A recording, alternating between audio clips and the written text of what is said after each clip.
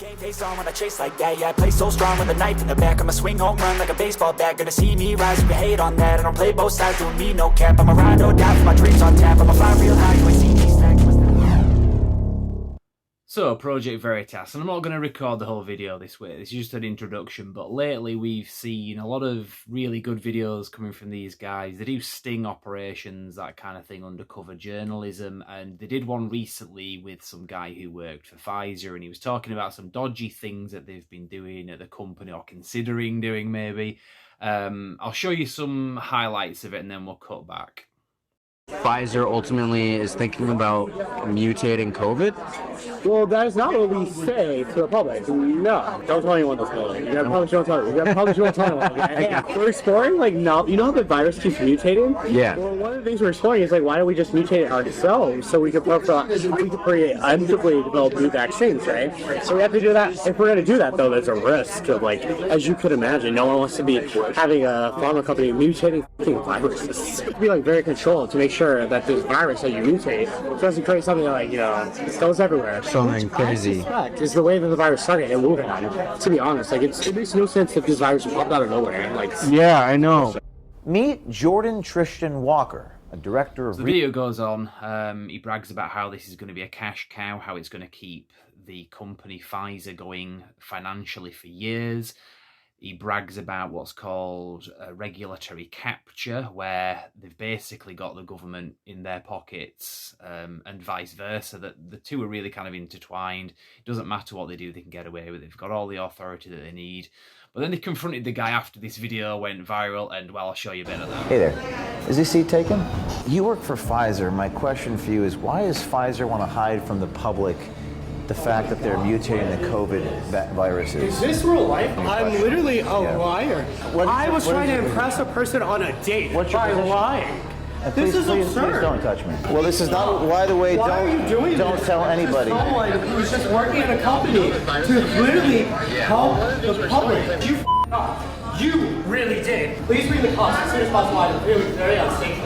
Can you please unlock your door? No, don't let them leave. Please unlock the door. What is going on some here? stuff. Please unlock the door. Please unlock the door. Unlock the door. We're trying to unlock the door. Unlock the door. Does Pfizer not want the public to know that you guys are doing directed evolution? Bro, what is going on here? It kind of feels like an interview. I don't know, it's freaking me out. Getting these, like, flashbacks to that, like, sting organization of, like, those conservative people who, like, randomly go into organizations and then, like, befriend people who work in these organizations and then report them, which happened to people at Pfizer. So it, like, freaks me out when people start asking a lot of questions about work. It's so great. Really? Oh, I'm sorry. Yeah. Bro, why would we back on this company? Because I just want to know the answer. I don't know why you're recording me. Oh my god, Jason, that'd be horrible. You better not be recording me or something. Now, quite a few people have been talking about this. There's been some issues with regards to censorship, and Mark Dice put it pretty well on one of his videos. He's not my favourite guy out there, but I've had collaborations with him many, many years ago. Sometimes he's bang on the money, and he was quite correct here. The video itself has kind of gone viral. There's been like a couple of videos. So as well as talking about the confrontation video and some of the silliness that was included in that, Mark Dice makes a very good point about the censorship issue of things. I mean, obviously you'll see that with the mainstream media, and it transcends left versus right. I mean, the Daily Mail have been involved in it as well. They wrote an article and deleted it. Mark Dice kind of covers that. I'll come back. I'll just get into the main thing, so you can see the clips, and then I'll get into the gist of what I'm talking about here. Really, in a sense himself, he also conveyed that he was concerned that there wasn't enough diversity amongst the Project Veritas camera crew. Okay, so there's 1, 2, 3, 4, 5 white people. There's 1, 2, 3, 4, 5 white people. So far, the mainstream media is ignoring this story, and the Daily Mail over in London deleted this article that they had published about it.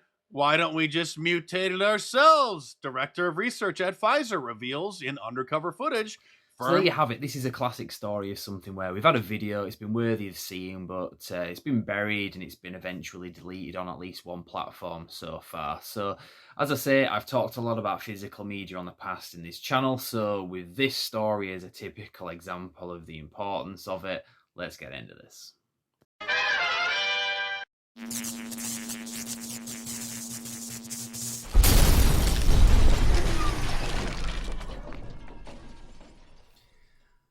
So on this channel quite recently, I've been talking about physical media. Well, I've been talking about it for a long time, but in a recent video, I was talking about a re-release of the Rocky movies in 4K. And I was making a point about how physical media matters like private property rights matter. Now, I think that resonated with a few people because that's one thing that a few people kind of picked me up in that video, not the specific details about this Rocky box set, but just the concept of that. And this is relative, but we've seen recently, well, there's been a lot of deplatforming, banning of videos and so on, especially in the last few years in relation to the COVID-19 stuff that's been going on. That's one way of putting it. But one thing the most recently that I've been watching has been the Project Veritas video, the latest one as I'm recording this, where you had this guy who worked for Pfizer, who's like a director of research or something. Quite a high up guy as well, not just a nobody, not like an intern. And what Project Veritas do is they do kind of like stings on people. You can say that's immoral or whatever. I don't think it is, because they're doing it for the greater good. So obviously that's subjective. But this video, you had this guy bragging about doing gain of function research, although they don't call it that. Gain of function research being something where you get a virus that already exists and you mutate it, you work on it to make it more virulent, make it, for example, give it the ability to infect humans, whereas before it didn't have that ability, that kind of thing. And you evolve it inorganically in a lab, and the obvious reason for doing that would be so that you can perhaps get ahead of it, so that if it does evolve on its own, you've kind of evolved it in a lab in the same way and created vaccines for it, so that if it does evolve naturally that way, you're ahead of things. That kind of makes sense, but obviously the risk there would be, what if that escapes? Which, if you look into where the bat viruses were being worked on in more recent years, that was Wuhan, the lab in Wuhan, where we are told, coincidentally, just miles away from there was a wet market where the virus COVID-19 evolved naturally and by complete accident, and the rest was history. If you believe that story, well, I don't know what to tell you.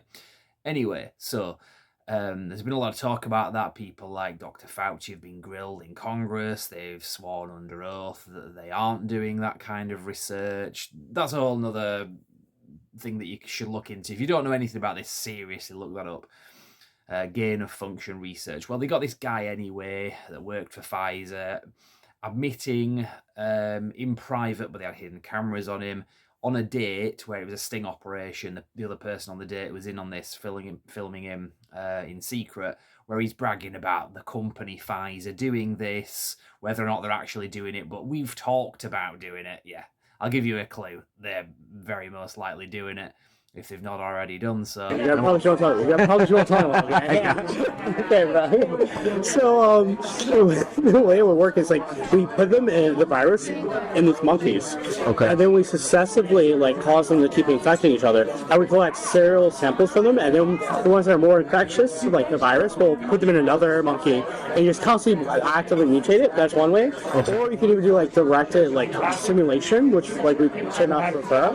And then you just sample what the different proteins on the surface of the virus look like over time. Okay. So then you can see the mutation, and you can kind of force it to mutate in a certain way you want. Okay. But you have to be like very controlled to make sure that this virus that you mutate doesn't create something like, you know. Obviously, in Project Veritas style, they release these videos, it goes viral, and then usually a day later they confront the guy or woman in some cases where they've got some people. and ask them, what have you got to say about this? It's very reminiscent of this program we used to have in the 70s and 80s and into the 90s called The Cook Report, and that was on mainstream TV. So anyway, Project Veritas, they ask the tough questions, they get the tough exposures, and given the era of lies and untruths going mainstream that we live in, a lot of their videos get deleted and covered up and what's the word I'm looking for? With the algorithm anyway, basically, they get ranked down. So if you look for these things, you find it hard to even find them when you're actually searching for them. So the odds of somebody just kind of coming across this and being introduced to it from new is very slim when that happens. So, bringing me back to the point anyway, as to why physical media matters, I was talking about this latest thing with a friend of mine and saying it's a shame that they haven't released all these videos on DVD because it would make one hell of a box set, because they've racked up a lot of exposures over the years and worked on a lot of cases. If this had been 20 years ago or even less, I dare say these would be viral videos, like physical videos, such as we used to see back in the day with films like Loose Change getting copied on disc and passed around, and you'd have all this footage and you would own it. You'd have it in your collection. In fact, I have some copies of Loose Change that I actually got signed by Dylan Avery and Jason Burmus back in the day. You don't really get that nowadays with these kind of things. It's all streaming video. Obviously, it's a lot cheaper to do that, and these things can go viral.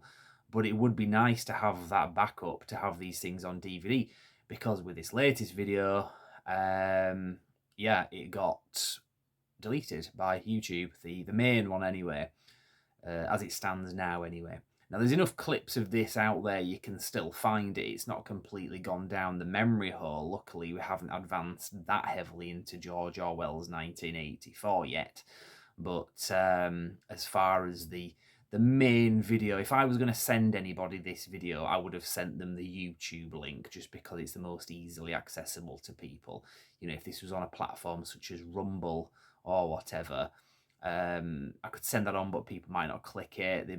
I don't know, they just don't see that as legitimate. So I would usually send the YouTube link. Well, that's the one that's gone as I'm recording this. There are some other videos covering it as well, with clips and so on, and you can find it on Instagram as well. Twitter apparently is going quite strong. Obviously, we've got Elon Musk on the case with that now. In fact, Twitter was banned on... Project Veritas was banned on Twitter for quite a long time, and it's only recently that Elon Musk has brought that back. So, under his direction anyway. So, like I say, this is a case in point when I talk about physical media mattering like private property rights matter. It might sound like nonsense. That might sound like a leap when I'm talking about the Rocky movies getting released on 4K Blu-ray, and all of a sudden I'm talking about fundamental private property rights. How do you connect the two? There is a connection, really, in this sense.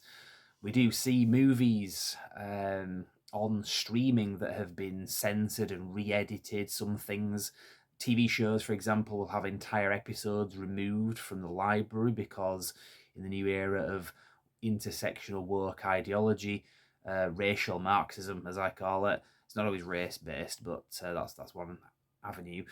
That seems to take precedence. So a lot of episodes, like I say, of TV shows have been recut, re-edited, or in some cases just removed. So this is what I'm talking about, how there is a link there, because a lot of times, if it was one of the Rocky movies, for example, I mean, it's one of those things. I mean, Rocky 4, he fights a communist. Surely that's going to piss a lot of people off. But does it really matter for the struggle for humanity that we don't get to see Rocky 4 again? That's not the point that I'm making. I'm saying, obviously, if we don't own anything, physically own it, certain things, if it's video related or books, for example, if they can just be yanked, we don't own them, we don't have access to those. Certain information in documentaries, for example. There have been some very important documentaries throughout history, books, podcasts, even songs. If we don't own that, if we don't have the ability to hang on to it, then yeah, it's not good. It's a bit of a risk. So I'll leave you with that thought anyway. Like I say, this is a bit of a interesting angle to take when the conversation begins talking about Rocky movies, but I hope I've explained it there. And maybe I can direct people to this video in any future time when I talk about this. So I'll leave it there anyway. Something to think about. You might not agree with some of the things, like the channels, the Project Veritas being maybe a bit more on the conservative side or whatever. That's not the point. I'm not a conservative myself as such, so I don't have to have that same level of footing as them. But you can see the dangers inherent here. And on that note, I will leave that with you. Thank you very much for watching. You can like the video, you can subscribe to the channel, and hopefully next time we can get back to talking about something a little bit more fun. But yeah, that's where we are. Thank you very much for watching.